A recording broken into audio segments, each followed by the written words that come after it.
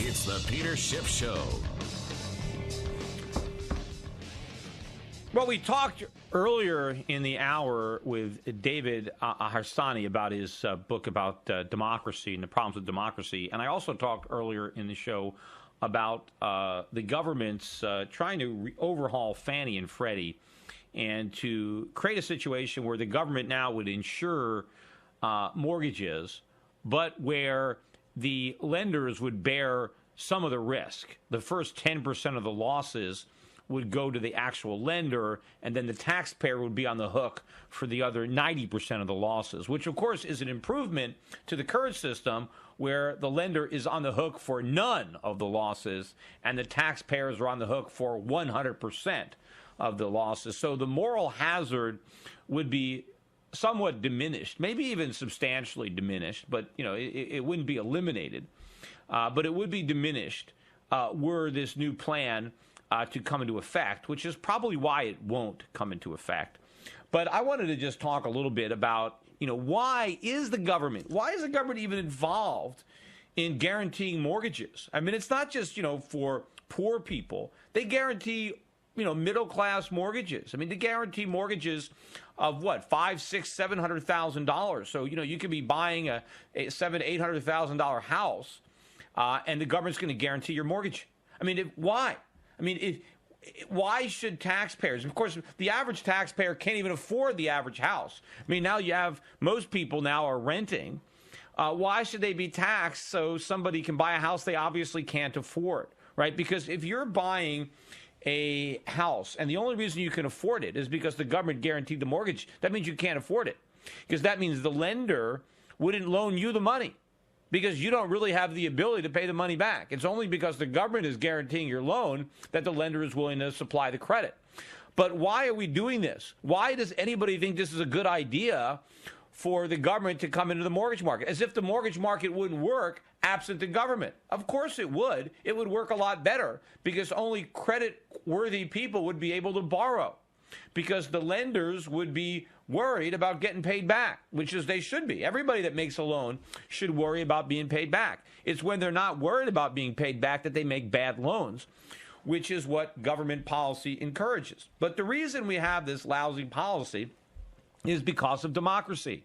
That's why it's there, because it sounds good, right? Most Americans want to buy a house. They might aspire to own a house. And if they're trying to own a house, they have to save their money so they can have a down payment and stuff like that. So it's not easy. You've got to work towards your goal, right? And so a politician comes out and says, hey, vote for me and I'll make it easier for you to buy a house. Oh, yeah? You're going to make it easier? Yeah, okay, I'll vote for you. I'm not going to need to save up a 20% down payment. I'm going to get a lower mortgage if I vote for you than if I vote for my opponent. All right, I'll vote for you. That's why we have it. We have it because of democracy, right? But think about this. Even if you listen to some of these debates about, this restructuring of Fannie and Freddie, what are they going to say? They say, well, if we do this, it's going to hurt the housing market. And when they say hurt, what do they mean? They mean prices will come down. They will acknowledge, even the people who are in favor of this will acknowledge that if we make this reform, it could mean housing prices come down.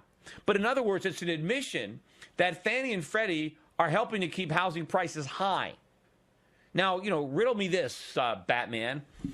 If the whole idea behind Freddie and Fannie is to make it easier for people to buy houses, but the government will admit that because of Freddie and Fannie, house prices are higher than they would be absent Freddie and Fannie, how does that make it easier to buy a house?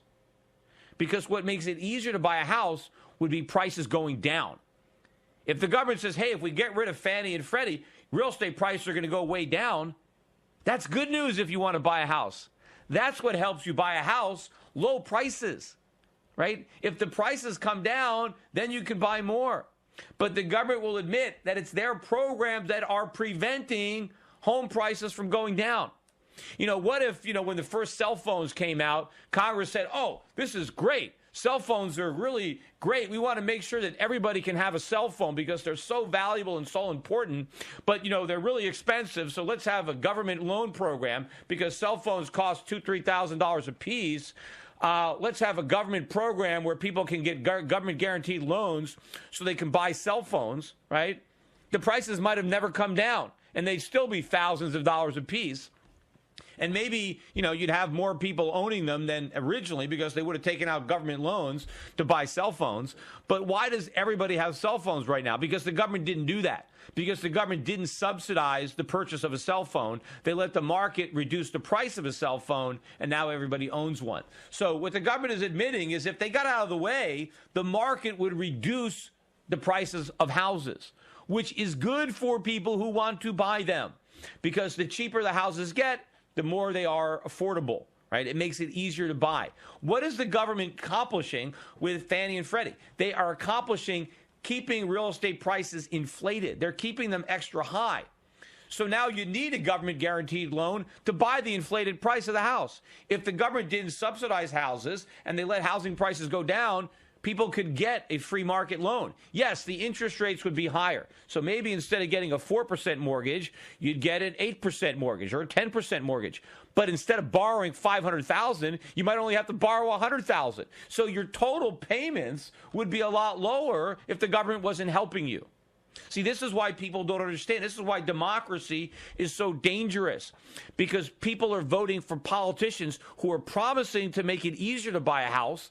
And the fact is they're making it harder. They're making it more difficult. They're just making you overpay for a house that you could have bought for a lot less money. And now you have enormous debt that you're struggling with. And, if you lose your job and you can't make your mortgage payments, now you've lost your house and any equity that you had. But if the government had stayed out of the way and let you save up a decent down payment for a house that wasn't overpriced, you could own it. And maybe even if you lost your job, it wouldn't be that big a deal because you could still make the payments because you wouldn't have that big a mortgage. But thanks to the government promising something for nothing, right, it costs you more. But this is all, again, a function of democracy, and this is why it doesn't work, because the people don't know what they're voting for. It sounds good, so they vote for it, but the reality is it's not good. And the government even admits that, because they say, hey, we get rid of Fannie and Freddie, and real estate prices will go down, which means it would help people buy a house. Hey, that's it for today. You've been listening to the Peter Schiff Show here at schiffradio.com, the gold standard in talk radio. Bye for now.